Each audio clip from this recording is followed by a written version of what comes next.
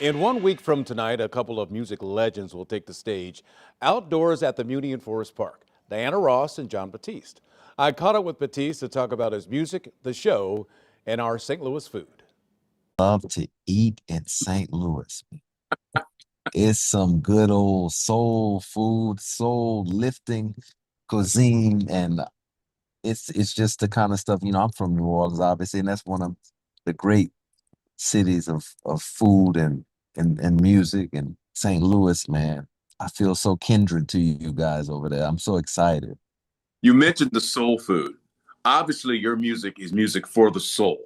Where does that come from? Where does your passion for it come from?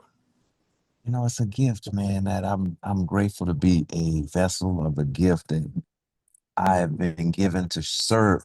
We are here to serve the people, to serve all those who are out there in the audience, to serve all those who listen to the music, to get through their day when they're going through something or to celebrate a milestone, the soundtrack of their life.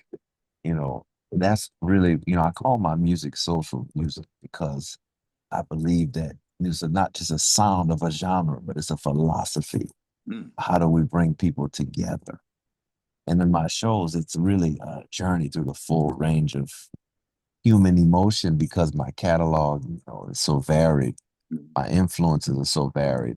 But to see the reactions and to see the families and to see all of the different folks that are representative of people, the connectivity of the music to people, that's what I really enjoy. What excites you about your new music? It's very organic and live performance is going to take shape based on the energy of the audience and where the band is feeling at night. Everything we recorded on this new album is just like the roots of, I wanted to get back to the essence of recorded music, everybody in the room together, breathing the same air, playing into a few microphones, capturing the moment like capturing lightning in a bottle. Through the music, we're loving on people. We're giving people this sense of uplift, and they leave. It's like, you know, it's the revival feeling of life and the essence of living. You feel that so acutely when you leave. Okay. Now you're going to be up there with a legend, Diana Ross. You may have heard of her. Your thoughts on her as a performer, and her as an artist over so many years. It's a first I want to just say how honored I am to be able to share stage with one of our pioneers, one of the incredible queens of our music, of the music period.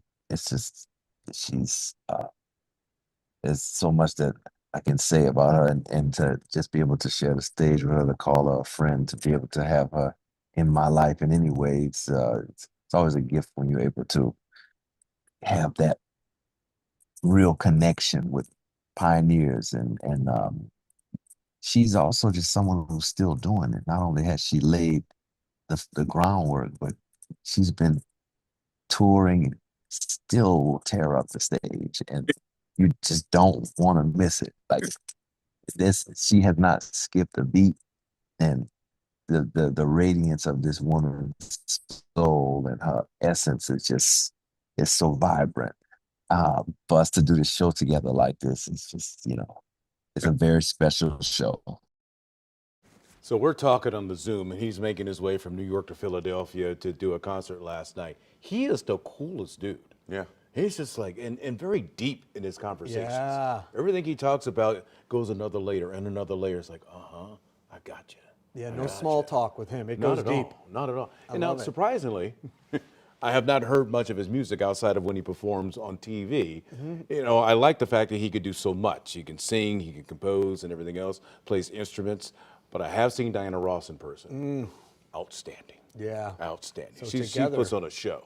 Yeah, she does. Such high energy, and he's a virtuoso. I mean, he can do anything. He can connect with anyone. I mean, everyone wants to work with Jon Batiste. And, even like Marcus Mumford and Sons, they connect on music. And Mumford says every time he runs into Jon, all Jon does is go, oh, and he's like, okay, all right. And he wants to hug him. He's like, still, oh. oh, it kind of reminds me of Travis or somebody would be like that. He just said he's just the greatest guy in the world. Good interview. I love that you got thank you. him. Your musical knowledge is deep. Yes. A lot of people don't understand that, Paul was a radio guy. So he used to know all this stuff and call it out the top of your head. Well, you and had to, right? Continue to keep it going. Yeah, I try. Now, if John was into doing rave music, this guy, he'd be all over it. And he We probably should do a should. mix with some of his stuff. One of the might have. DJs. They probably have. I don't know though.